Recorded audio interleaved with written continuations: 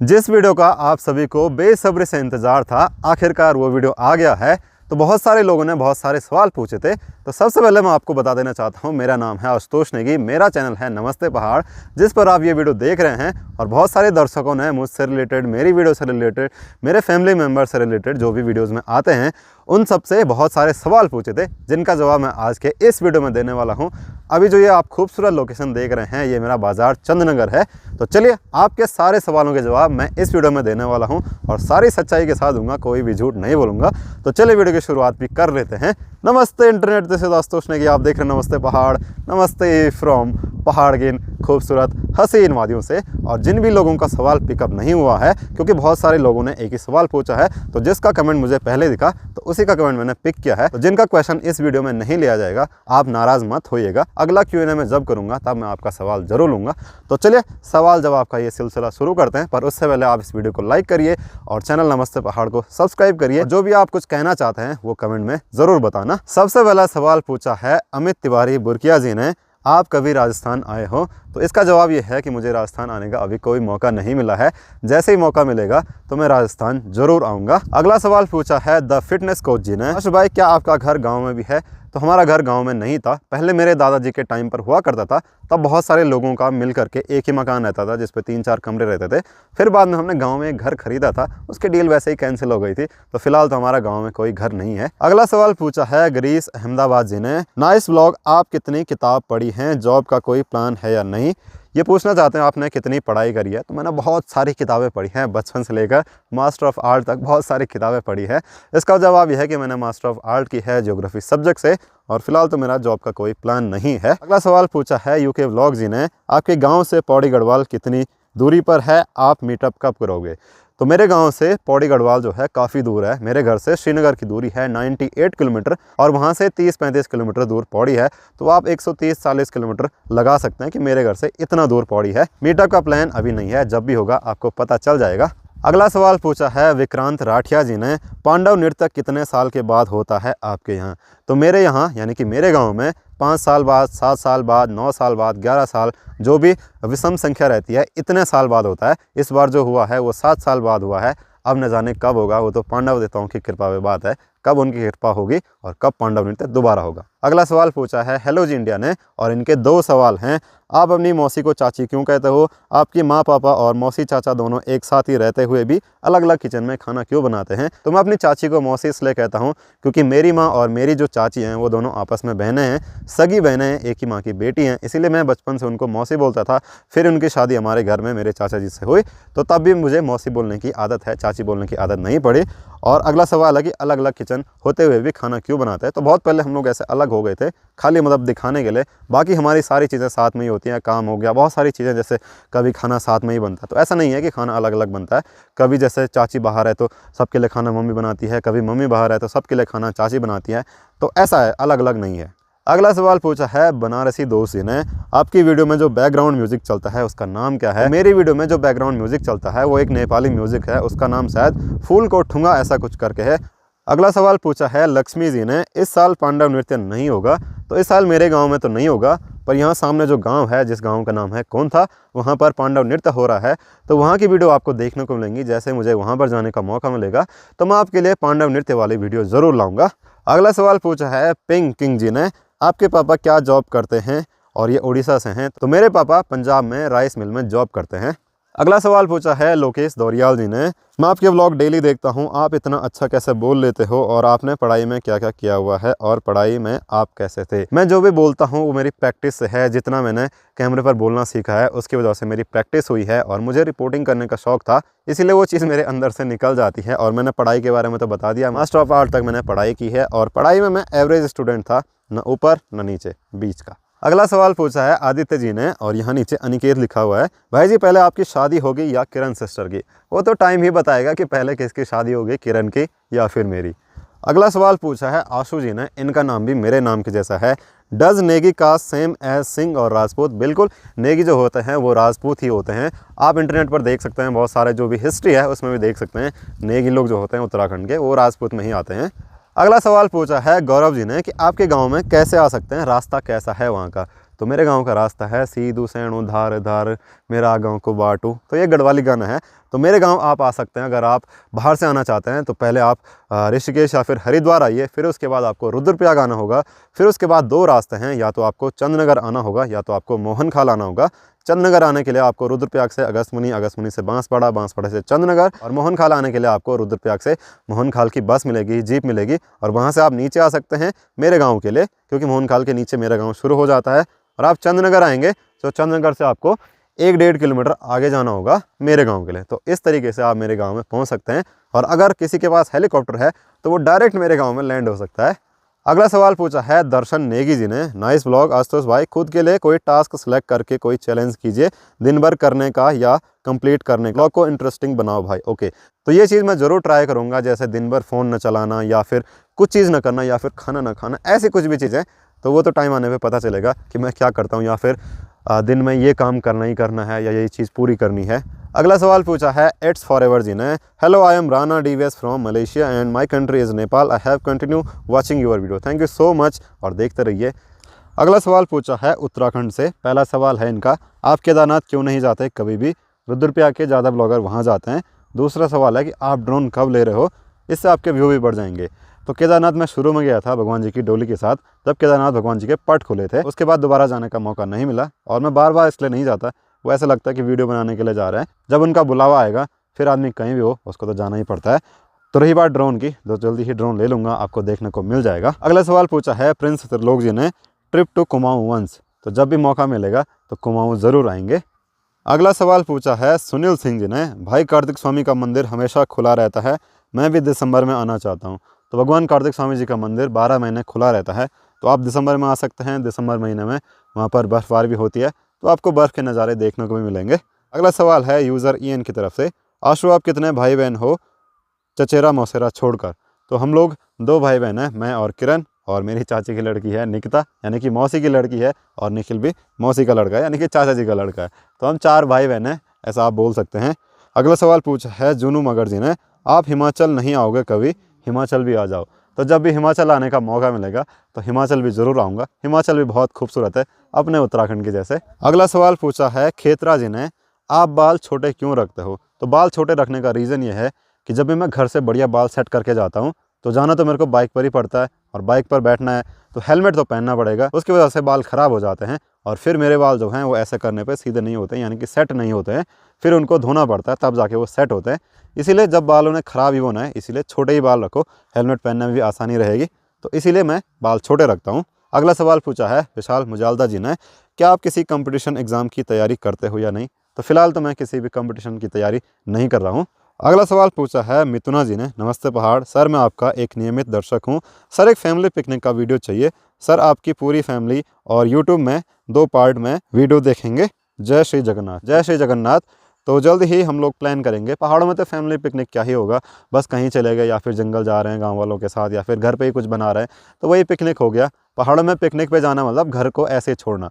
तो घर पे भी तो किसी न किसी को रहना ही पड़ेगा, क्योंकि बहुत सारी चीज़ें हैं, गाय भैंस है, अकेली जगह पर घर है, पहाड़ों में घर है, तो ऐसे पिकनिक पे तो नहीं जा सकते। जब भी कहीं घूमने जाएंगे तो आपको वीडियो ज़रूर देखने को मिलेगा। अगला सवाल पूछा है महेश सिन्हा जी ने। जब आपका मन उदास रहता है तो आप क्या करते हो, क्योंकि कभी कभी शांत वातावरण भी उदासीन लगता है। Love from Chhattisgarh. तो धन्यवाद आपका। तो जब भी मेरा मन उदास होता है, वैसे तो होता नहीं, इतना टाइम तो होता नहीं कि मन उदास हो जाए हम उसके बारे में सोचें, पर जब भी कुछ लगता है कि यार मतलब कोई चीज़ अच्छी नहीं लग रही है, तब क्या करते हैं, बस सोचो कि क्या दिक्कत हो रही है, क्यों अच्छी नहीं लग रही है, बस फ़ोन चलाओ, इधर उधर घर वालों के साथ टाइम स्पेंड करो, इधर उधर घूमने निकल जाओ ऐसे खूबसूरत वादियों में, तो मन अपने आप ठीक हो जाता है। अगला सवाल पूछा है कमला पहाड़ी आर्मी बॉय। भाई आप नैनीताल कब आ रहे हो घूमने? आजकल निखिल नहीं दिखाई दे रहा है। तो नैनीताल यानी कि कुमाऊँ, जब भी मौका मिलेगा तो कुमाऊँ ज़रूर आऊँगा। आजकल निखिल इसलिए नहीं दिखाई दे रहा है क्योंकि वो जब स्कूल से घर आता है तब तक मेरा आधा व्लॉग बन चुका होता है और मैं ज़्यादातर इधर उधर ही घूमता रहता हूँ, तो इसलिए निखिल नहीं दिखाई देता है। तो जल्दी आपको वो भी दिखेगा। पिछले वीडियो में तो निखिल आपको दिखाई था। अगला सवाल पूछा है आरकांत व्लॉग जी ने। आपके पापा क्यों नहीं दिखते हैं वीडियो में? तो आजकल मेरे पापा जॉब पर हैं, इसीलिए मेरे पापा वीडियो में नहीं दिखते हैं। अगला सवाल पूछा है रिकी पटेल जी ने। आपके घर के ऊपर वाली पहाड़ी से गांव कैसा दिखता है? तो मेरे घर के पीछे जो पहाड़ी है उसका नाम है चारी का बेटा, उसके ऊपर रावा मोहल्ला है, वो भी मेरे गाँव में आता है। पर अभी मैं अपने गाँव के एक और पहाड़ी पर आ रखा हूँ, तो मैं आपको बताता हूँ कि यहाँ से नज़ारा कैसा दिखता है। तो ये देखो, यहाँ से कुछ ऐसा नज़ारा दिखता है मेरे गांव का। ये है मेरा मेन गांव किंजानी और अभी मैं यहाँ ऊपर आ रखा हूँ धोवड़ियार नाम की जगह पर। अगला सवाल भी रिकी पटेल जी ने पूछा है, आप एक बार अपने गांव का टूर कराइए, बहुत दिन हो गए हैं आपका गांव देखे हुए प्लीज़। तो जल्द ही मैं अपने गांव का पूरा टूर कराऊंगा, उसके लिए तो पूरा दिन चाहिए, मेरा गांव तो काफ़ी ज़्यादा बड़ा है। अगला सवाल पूछा है अतुल सारा जी ने, एक वीडियो 8K रेजोल्यूशन में भी बनाओ आशु भाई और उसे व्लॉग में डाल देना टाइटल समेत। तो मेरे पास S23 अल्ट्रा है जो कि 8K 30 FPS पे शूट कर देता है। 8K वीडियो अपलोड करने के लिए 8K वीडियो एडिट करने के लिए एप्लीकेशन भी होनी चाहिए। मैं काइन मास्टर से करता हूँ तो वो तो 4K से ज़्यादा करता है नहीं, और 8K वीडियो अपलोड करने का कोई फ़ायदा नहीं। लोग तो 360p या फिर 1080p में ही देखते हैं, 4K में भी बहुत कम लोग देखते हैं, और 8K तो बहुत ज़्यादा हो जाएगा। और देखने के लिए भी तो 8K टीवी चाहिए, 8K मॉनिटर चाहिए, तो बहुत हाई रेजोल्यूशन है ये। बस मतलब कैमरे का गिमिक है कि हाँ हमने 8K दे दिया, भले ही ज़्यादा टेक्निकल हो गया, पर मुझे टेक्निकल चीज़ें बहुत पसंद है। अगला सवाल पूछा है अभिषेक कुमार जी ने, आप क्रिकेट देखते हैं? तो मैं क्रिकेट नहीं देखता हूँ, तो क्रिकेट फैन नाराज़ मत होना। अगला सवाल पूछा है प्रकाश कुमार जी ने, आशु भाई 10th और 12th में कितने नंबर आए थे? तो मेरे 10th में आए थे 277 नंबर और 12th में आए थे 223 नंबर। अगला सवाल पूछा है मनमोहन सिंह नेगी जी ने, हेलो आशुतोष, आपका बैकग्राउंड म्यूज़िक कभी चेंज करो, कभी ये हैप्पी सिचुएशन में भी बोरिंग लगता है, जय देवभूमि उत्तराखंड। जी बिल्कुल, मैं ऐसा ज़रूर करूँगा। अगला सवाल पूछा है प्रभात कुमार जी ने, बाहर से घूमने आए तो रुद्रप्रयाग से कार्तिक स्वामी जाने के लिए बस या टैक्सी, आपसे मिलना हो तो कार्तिक स्वामी से चंद्रनगर या मोहनखाल के लिए लोकल टैक्सी मिलती है क्या? तो अगर आप बाहर से आ रहे हैं तो रुद्रप्रयाग से कार्तिक स्वामी के लिए आपको गाड़ियाँ मिल जाएंगी, टाइम की गाड़ियाँ मिलेंगी। और कार्तिक स्वामी से मेरे घर आने के लिए यानी कि चंद्रनगर मोहनखाल आने के लिए आपको गाड़ियाँ मिल जाएंगी, पर थोड़ी सी दिक्कत आपको होगी। ये वाली जो रोड है ये मोहनखाल से चंद्रनगर जा रही है। अगला सवाल पूछा है DK25 जी ने, क्या मूली आलू का साग या चटनी नहीं बनाते हैं आपके यहाँ? पहाड़ी पालक नहीं होता है आपके यहाँ? क्या आपके यहाँ पे अनाज बेचने लायक होता है कि नहीं होता है? तो मूली आलू की चटनी की बात करें शायद आपने चिटौनी लिखा हुआ है, तो मूली आलू की चटनी तो नहीं बनती है, शायद आप ऐसा ही कहना चाह रहे हो। अगर मेरे से गलत प्रोनाउंस हो रहा है तो कमेंट में ज़रूर करेक्ट करें। हमारे यहाँ तो मूली आलू की चटनी नहीं बनती है। पहाड़ी पालक हमारे यहाँ पर आजकल हो रखी है, मैं उसकी सब्जी डेली आपको दिखा रहा हूँ। हमारे गांव में अनाज इतना ज़्यादा नहीं होता है कि कोई इसको बेच सके। एक दो परिवार होंगे या फिर थोड़े बहुत परिवार होंगे जिनके बहुत सारे खेत हैं, जिनका बहुत अच्छा अनाज होता होगा या उसको बेचते होंगे। ज़्यादातर परिवार यहाँ पर मंडुआ ही बेचते हैं, थोड़ा बहुत झंगोरा बेचते हैं। गेहूँ तो बेचने लायक होता नहीं, अपने लायक ही नहीं होता है। तो मेरे गाँव में इतना ज़्यादा भी अनाज नहीं होता है। अगला सवाल पूछा है आरती रावत व्लॉग्स ने, मेरा सवाल यह है कि आप घर का पूरा काम कर लेते हो क्या? करते हो तो अच्छी बात है, क्या मुझे माल्टों का एक बैग मिल सकता है? कितने रुपए का लगा रहे आप? तो बिल्कुल मैं घर का सारा काम कर देता हूँ, क्योंकि अगर आप अपनी माँ के अकेले लड़के हो तो आपको सब काम करना आना चाहिए। आपकी माँ आपको सब कुछ सिखा देती है, तो मुझे घर का सारा काम आता है। रही बात माल्टों की, तो आपको बिल्कुल माल्टों का बैग मिल सकता है, पर उसके लिए आपको आना पड़ेगा। पहले पहाड़ों में बहुत सारे लोग माल्टे बेचते थे, अब उतने ज़्यादा लोग माल्टे नहीं बेचते हैं, खुद ही जूस निकाल देते हैं। तो शायद एक माल्टा 5 रुपये का देते हैं या फिर 3-4 रुपये के आसपास का देते हैं। अगला सवाल पूछा है यूज़र जी ने, हेलो भाई मुझे आपका नंबर चाहिए। तो सॉरी दोस्त, मैं आपको अपना नंबर नहीं दे सकता, पर आप मुझे इंस्टाग्राम पर मैसेज कर सकते हैं, वहाँ पर मैं आपका रिप्लाई करूँगा, आपसे बात ज़रूर करूँगा। हम लोग आ चुके हैं अपने गाँव के मंदिर में, तो अगला सवाल जवाब यहाँ पर होगा। और अगला सवाल पूछा है सुमित सिंह जी ने, भाई किरण ने देहरादून में प्रेमनगर में टेस्ट दिया था, रिज़ल्ट कैसा रहा उसका? तो उसका रिज़ल्ट कुछ खास नहीं रहा, इसके लिए और अगला सवाल पूछा है दिनेश गर्ग जी ने, आशु भाई आप ट्रिप पर कब जाओगे दोस्तों के साथ? तो पिछला वीडियो या फिर अगला वीडियो आप देखेंगे, मैं एक दोस्त के साथ अपने जंगल में गया था, वो भी एक ट्रिप ही मान सकते हैं। और अगला सवाल पूछा है सोनू रावत जी ने, बिग फैन ग्वालदम कब आ रहे हो प्लीज़ बताना। तो जब भी मौका मिलेगा तो मैं अपडेट ज़रूर करूँगा। उसके लिए आपको इंस्टाग्राम पर फॉलो करना पड़ेगा, क्योंकि सारी अपडेट जाने की, ट्रैवल या फिर जो भी चीज़ें मैं आपको बताना चाहता हूँ वो इंस्टाग्राम पर मिलती हैं। अगला सवाल पूछा है सोशल मैट जी ने, who is your favourite YouTuber? Love from Almora, तो लव फ्रॉम रुद्रप्रयाग। तो मेरे जो फेवरेट यूट्यूबर हैं वो MSK हैं और वो मुंबई के हैं। अगला सवाल पूछा है फंटेस्टिक रमन जी ने, आप नई बाइक कब ले रहे हो? तो फिलहाल मेरा नई बाइक लेने का कोई प्लान नहीं है। जो मेरे पास है वो बहुत अच्छी चल रही है, उसी को चलाऊंगा जब तक वो चलेगी। बाइक तो ऐसा है नहीं कपड़ों के जैसे कि आदमी बदलता रहे। अगला सवाल पूछा है एलेक्स दिव्यांशु जी ने, क्या वहाँ भी सरकारी नौकरी की डिमांड है? शादी के लिए लड़का सरकारी नौकरी वाला होना चाहिए मनपसंद शादी के लिए। तो जी हाँ, बिल्कुल उत्तराखंड में भी सरकारी नौकरियों की डिमांड है मनपसंद शादी करने के लिए। अगला सवाल पूछा है संजय सिंह UK जी ने, हेलो नमस्ते पहाड़ जी, जय श्री राम जय श्री राम। बाइक की सर्विस कराने में कितना खर्चा हुआ था आपका? और आपके यहाँ स्कूल की छुट्टियाँ कब पड़ती हैं? निखिल और निकिता की छुट्टियाँ कब पड़ती हैं? तो परसों ही मैंने अपनी बाइक की सर्विस कराई थी, उसमें 5100 रुपये का खर्चा आया था।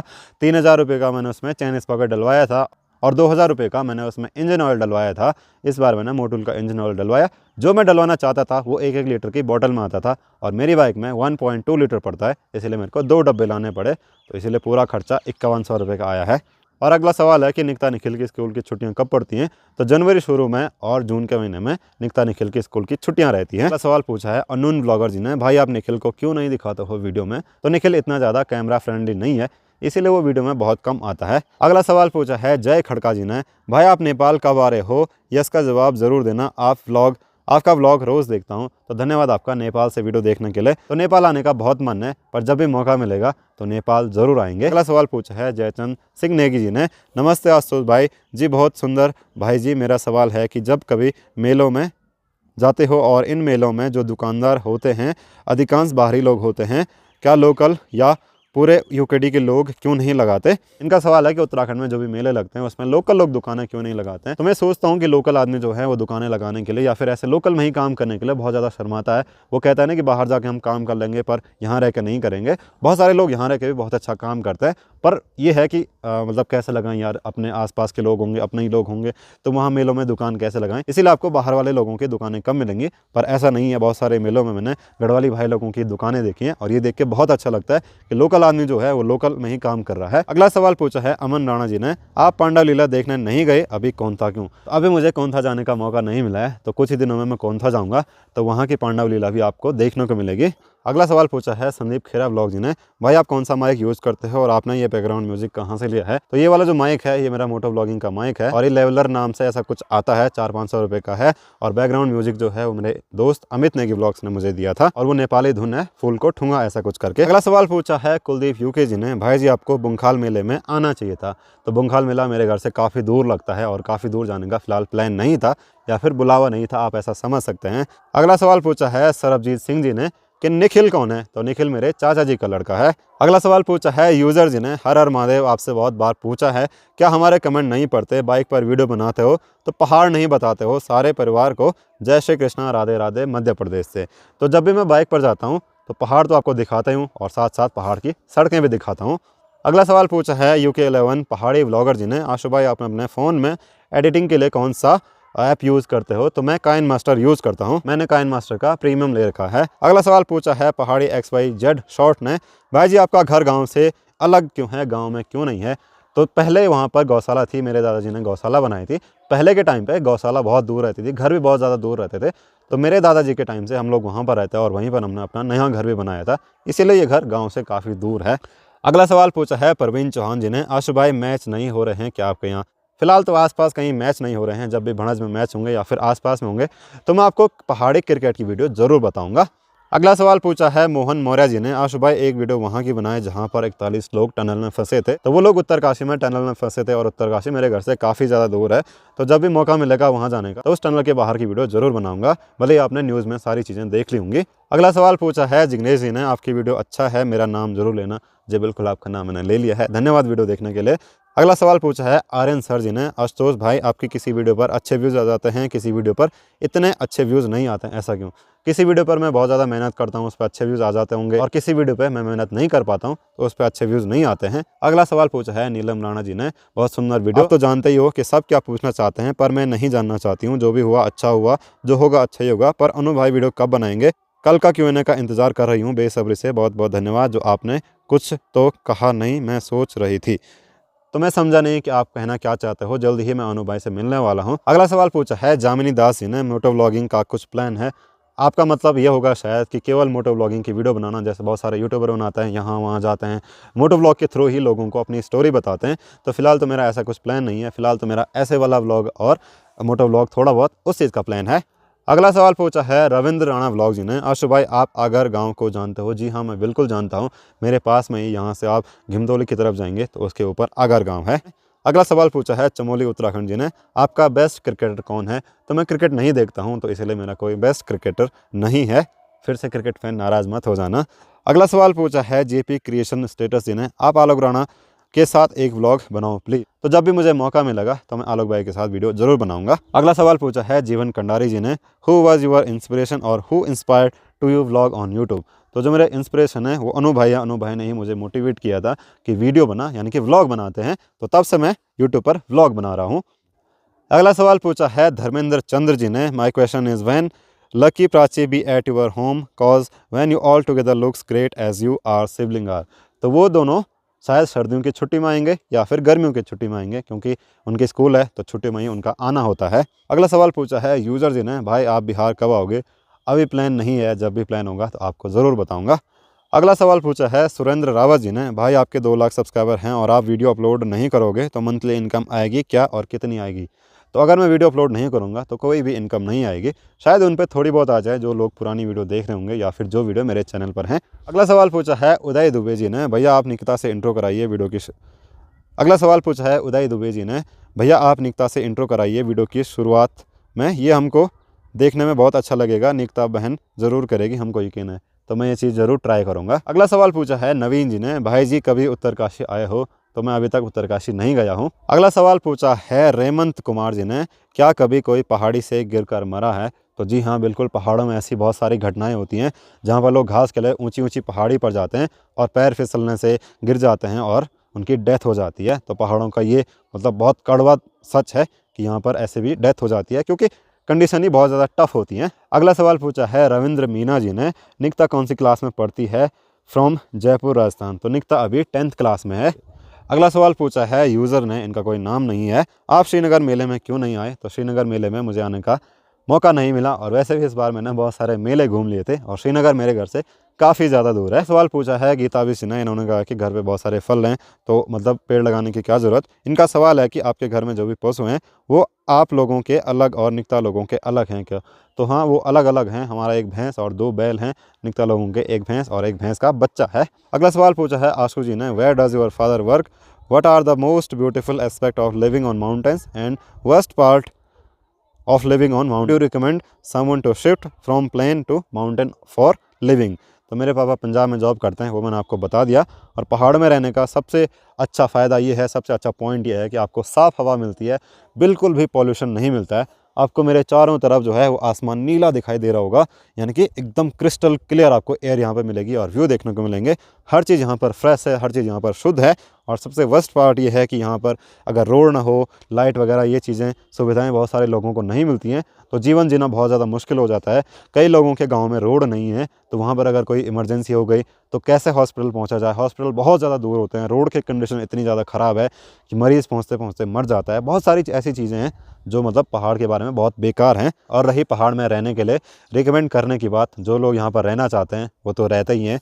अगर कोई बाहर से आना चाहता है उसको पहाड़ में रहने में शुरू में बहुत दिक्कत होगी। अगर वो रोड साइड पर रहता है तो बहुत अच्छी बात है, अगर ऐसे दूर दराज गाँव में रहता है तो उसके लिए बहुत मुश्किल होगा। अगला सवाल पूछा है उत्तराखंड स्टोरी जी ने। Next year come to Rudranath track, one of best track. तो जी हाँ, अगले साल रुद्रनाथ जरूर जाएंगे। अगला सवाल पूछा है भार्गव विजय जी ने। आशु भाई आप लोग रस्सी कैसे बनाते हो? कुछ भी कंधे पर लगाने के लिए सिखा दीजिए किसी ब्लॉग में। तो एक ब्लॉग में मैंने रस्सी बनाना सिखाया था कि कैसे बनाते हैं। पहले जो भीमल के रेसे होते थे उससे बनती थी, भांग के रेसों से बनती थी, जो कंडाली होती थी उसके रेसों से बनती थी। अब के टाइम में प्लास्टिक से या फिर जो धोती साड़ी होती है उसके कपड़े के टुकड़ों से रस्सी बनाई जाती है, या फिर नायलॉन की रस्सी मार्केट में मिल जाती है। अगला सवाल जो है उस सवाल का जवाब बहुत सारे लोग जानना चाहते हैं, बहुत सारे लोग इस सवाल के बारे में जानना चाहते हैं। ये सवाल मेरी हर वीडियो के कमेंट बॉक्स में रहता है। ये हैं गगन कारसा जी, और इन्होंने पूछा है कि आपकी गर्लफ्रेंड का नाम क्या है। तो ये वही सवाल है जिसके बारे में हर कोई पूछता रहता है, और कमेंट ऐसा आ रखा है कि आपकी बंदी का नाम क्या है, ये वो सब, भाभी जी का नाम क्या है। तो इस सवाल का जवाब ये है कि फ़िलहाल तो मेरी कोई गर्लफ्रेंड है नहीं। जब भी होगी तो मैं ज़रूर बताऊंगा, ज़रूर आपके साथ शेयर करूंगा वो चीज़, और उसका नाम भी आपको ज़रूर बताऊंगा। वैसे ये सारी चीज़ें जो होती हैं कोई भी नहीं बताता है सोशल मीडिया पे, चाहे मैं हूँ या फिर कोई और हो। खुल के ये सारी चीज़ें शेयर नहीं करता। जब भी सही टाइम आता है तब ये सारी चीज़ें शेयर करी जाती हैं, तो आपको सही टाइम आने पे सब चीज़ पता चल ही जाएगी। अगले सवाल का जवाब भी बहुत सारे लोग जानना चाहते हैं। आजकल मेरी हर वीडियो के कमेंट में यही सवाल आ रहा है कि आप प्रीति की शादी में क्यों नहीं गए, आपको नहीं बुलाया, क्या पहाड़ी बाइकर ने आपको न्योता नहीं दिया, क्या वहाँ से निमंत्रण नहीं था, आप क्यों नहीं गए, आप कुछ क्यों नहीं बता रहे हो?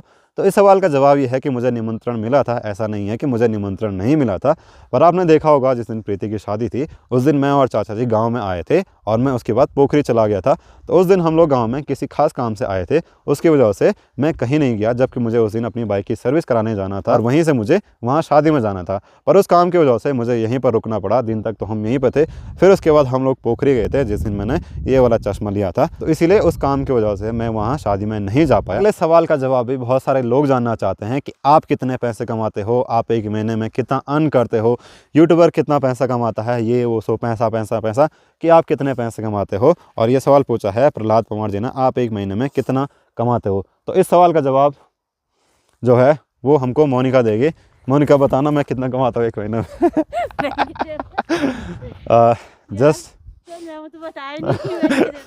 Just a joke.